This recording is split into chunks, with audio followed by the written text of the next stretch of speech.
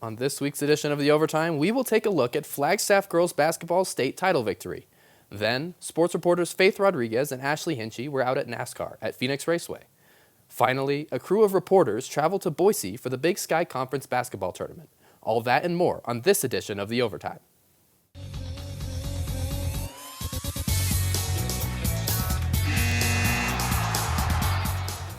Hello and welcome to The Overtime, Northern Arizona's only sports show. I'm your host, Noah Butler, and today I am joined by sports reporter Tony Braca. It's taken a minute to recover from the journey from Idaho, but I'm glad we're here.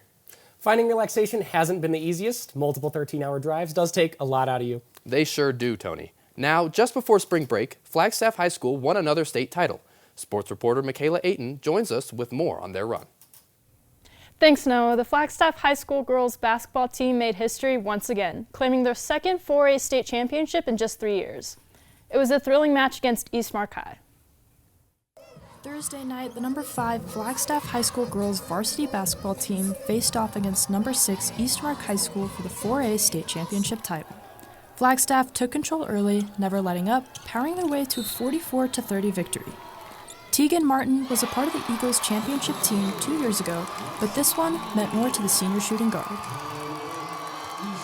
It's so surreal, and then to be back here again, I was just getting so emotional because it is my senior year, so to end on this high note is super special.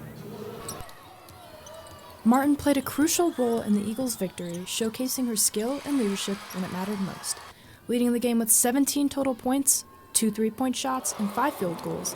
Her performance was key to the team's success. Well, Tegan's always been like the glue, and she's always been the spark, and you know, she's the one that had the most experience. She won a championship in 2023, and she was the one who led by example and really pushed and really tried to hold the girls accountable. As the final buzzer sounded, the Eagles celebrated their victory, securing the 2025 4A state championship, adding their third state title in program history. Senior center Gabby Nichols reflects on what made this year's team successful. I think we all had a really good connection. There was like a really good team dynamic throughout the whole team, which was really special. We all hung out outside of practice, and we all cheered each other on for everything. It was really awesome. With the season now complete, Coach Tyrone Johnson highlighted that the team is already planning ahead with an eye on future goals and continued development. More championships. So we got a lot of people come back. Obviously, we lose T to graduation, but we had we had 4 freshmen, 3 that were getting pretty significant minutes, and then we had a couple sophomores that got good minutes and stuff like that. And so we want to build on that, and we want to be able to go and be like one of the first 4A teams to make it to like a semifinals in the Open and see what we can do. We want to see if we can get that good to where we can really compete in the Open. With a strong foundation in place and a high bar set, the Eagles are building on their success as they prepare for the seasons to come. Michaela Ayton, NAZ Sports. The Eagles' performance was a testament to their hard work and skill, securing the title in a game that showcased some of the best of Arizona high school basketball. Noah and Tony, back to you at the desk. Thanks, Michaela. Coach Johnson has certainly led a special group this season. 2 state championships in 3 years is not an easy feat. Moving into motorsports, Phoenix Raceway hosted the Shriners Children's 500, and sports reporter Faith Rodriguez down in the valley reporting on an inspirational driver. Thanks, Tony. At the Shriners Children's 500, a Hispanic driver is making history. Daniel Suarez saw his first break into the NASCAR Cup Series in 2017. Suarez became the first Mexican-born driver to win a Cup Series race at Sonoma Raceway. It's very, very special to be in this position. I wouldn't trade for anything. I wouldn't want to be any other driver but myself. Suarez has his own fan and sponsor event called Daniel's Amigos, which was organized to help grow the sport in the Hispanic community. To be in this position, having these kind of events in Daniel's Amigos, and I have the opportunity to represent not just my people, my community, my culture, my country. It's something that I'm telling you, I wouldn't trade for anything. Suarez currently races for Trackhouse Racing, co-owned by Justin Marks and singer Pitbull. At the Shriners Children's 500, Suarez qualified 31st. Yesterday, our race car was okay, it wasn't great. We knew qualifying wasn't going to be great because we went third car to go out. So that was a big disadvantage. But overall, last year here, we didn't qualify good at all, and we finished in the top 10. So we know that we can do it. Suarez finished 23rd overall in Phoenix and finished second in the Pennzoil 400 the following week in Las Vegas. Suarez is currently 19th in the NASCAR Cup Series standings, with his next race this Sunday at Homestead Miami Speedway. Back to Noah and Tony. Thanks, Faith. Suarez's story is inspiring. Sports reporter Ashley Hinchy went down to Phoenix Raceway as well and recaps the event. Thanks, guys. NASCAR was so fun this weekend. It was so nice to be in the hot Phoenix sun, but my ears are still ringing. Engines were roaring down in the valley as NASCAR took over the Phoenix Raceway. I'm honestly surprised you couldn't hear it from here. NASCAR fans from across the Southwest packed Phoenix Raceway for the Shriners Children's 500. History was made with Christopher Bell becoming the first NASCAR driver to win 3 straight races in a next-gen car. Crew chief Adam Stevens says Bell's consistency this season is no accident. So we've had 4 races this year. We've put ourselves in position in all 4 and managed to win 3, which is a pretty remarkable batting average and something that will be hard to maintain, I believe. Bell's historic victory was made on one of NASCAR's short tracks, where strategy and tires make all the difference. But Stevens says Bell's talent shines through no matter the track. And these short tracks have a way of changing quite a bit. You saw the groove move around, especially as the tires age. But he's just got so much talent that eventually I think all the tracks are going to look like this for him, that he can just do it anywhere we go. The race wasn't without drama. In Stage 2, on lap 99, a multi-car crash sent several drivers spinning. But Christopher Bell skillfully avoided the wreck, staying clear of the chaos and holding his position. Bell edged out teammate Denny Hamlin by just .049 seconds, thrilling fans and making a statement for the 2025 season. Super exciting finish by Bell. This was actually the closest finish in Phoenix Raceway history. Following the race, Bell fell short of his 4th consecutive win this past Sunday at Las Vegas Motor Speedway, taking 12th place. Bell will look to win 4 out of 5 races next Sunday at Homestead Miami Speedway, where he won back in 2023. I'm excited to see how he performs. We're going to take a quick pit stop, but when we return, we've got updates on NAU men's and women's basketball. Wow, these are really good. You act surprised.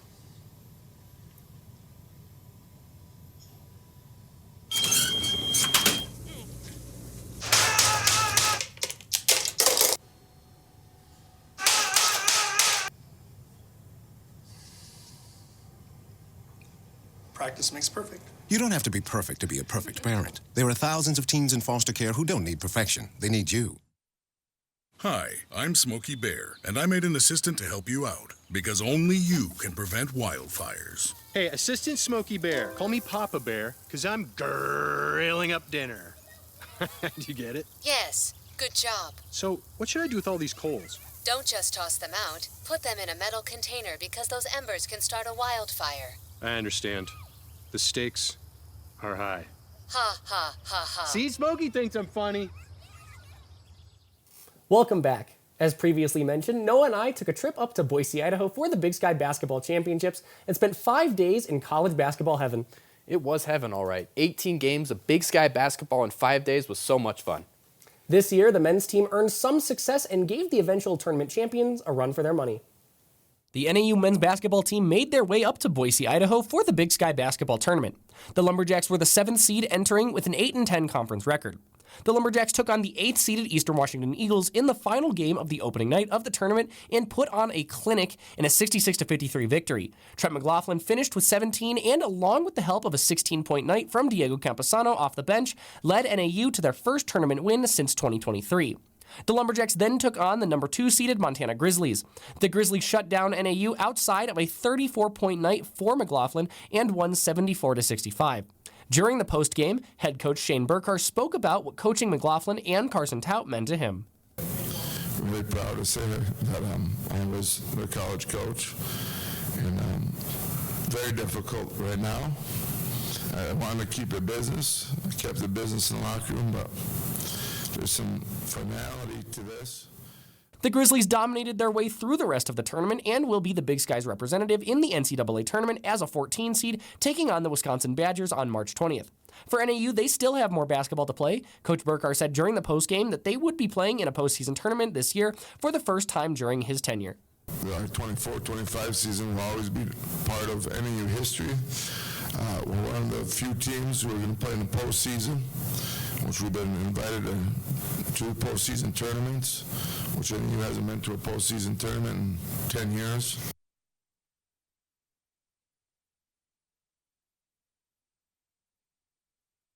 The Lumberjacks accepted an invitation to the College Basketball Invitational in Daytona Beach, Florida, to take on Queens on March 23rd at 1:30. That tournament should be fun. On the other hand, the NAU women's basketball team could not quite make its 4th consecutive championship appearance. It's time to introduce another member of our Boise coverage team. Lumberjack assistant editor as well as sports reporter Brian Adams took the journey along with us and has the story on the women's squad. Thanks, Tony. The NAU women's basketball team's journey for a Big Sky title unfortunately fell short with a loss against Montana in the semifinals.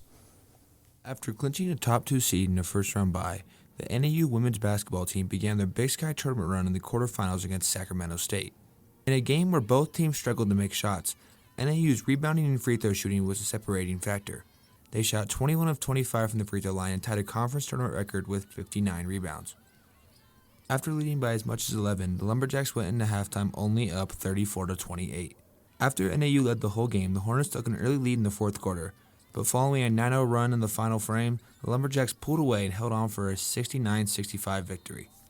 Unfortunately for NAU, their shooting struggles continued in their matchup against the 6th-seeded Montana Lady Grizz.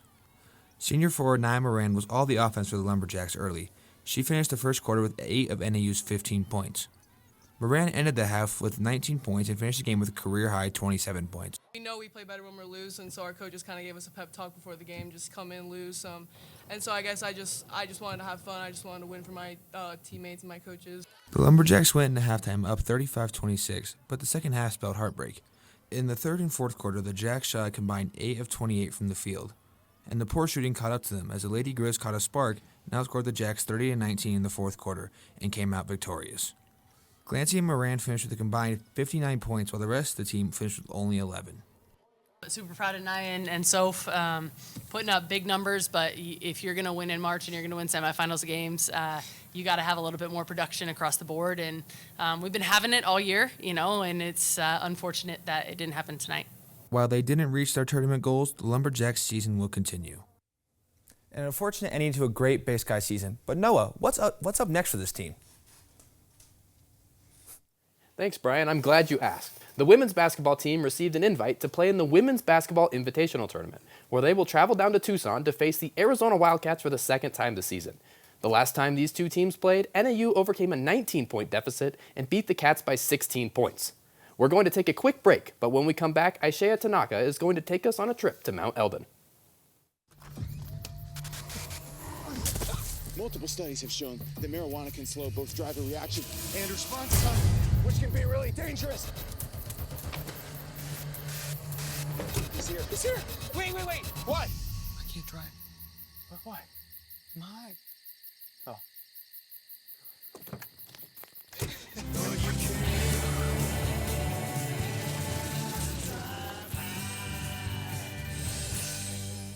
Bye-bye. Hi. Hoping for a crisp breeze to help keep you alert. Oh, he took a sip of water too. That'll probably help. You were probably gonna turn down the radio too, so you could focus, right? Probably okay isn't okay. Right? If you see a warning sign, stop and call a cab, a car, or a friend. I think the water line is what really drove it home. I blew on him. Welcome back. While most of us were out and away during spring break, sports reporter Aishea Tanaka was here getting out there at Fat Man's Loop.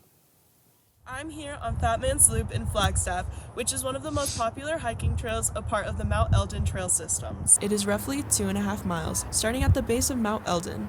The trail has a moderate difficulty rating, with some rocky sections along the way, but as you make your way through, you'll also probably find plenty of hidden gems, such as natural rock features with holes to climb in, unique trees, and stunning views. The The trail earned its name because of its interesting rock formations, including 2 boulders forming a passageway. Beyond its rock formations, the trail is home to a diverse ecosystem, with alligator junipers lining much of the path. Forestry major Kirsten Ensley joined me on the hike to share her insights on alligator juniper and explains how this species stands out. Right here we have the alligator juniper. It's one of many species of juniper we have here in northern Arizona. Basically how we can tell it's an alligator juniper, we have the foliage up there, and that is quite small, scaly looking leaves there. They're all clumped together very nicely. That's how I can tell it's a juniper. But the alligator is because of the scaly bark that you can see behind me. It's very cool and very unique. There is a unique spot where hikers must duck under a low-hanging alligator juniper to continue on the trail. Whether you're here for the views, the rock formations, or the local plant life, Fat Man's Loop is a perfect spot for hikers of all levels to experience the beauty and diversity of northern Arizona. Aishaya Tanaka, NAZ Sports. Thanks, Aishaya. Now that it should be getting warmer, I think I need to get out there myself at some point. I think I'd like to as well. Thank you all for joining us for this edition of The Overtime. I would like to thank our sports reporters, Faith Rodriguez, Ashley Hinchy, Michaela Ayton, Brian Adams, and Aishaya Tanaka. And I'd also like to thank my co-host, Noah Butler. I'm Tony Braca, and we'll see you next Tuesday for the next edition of The Overtime.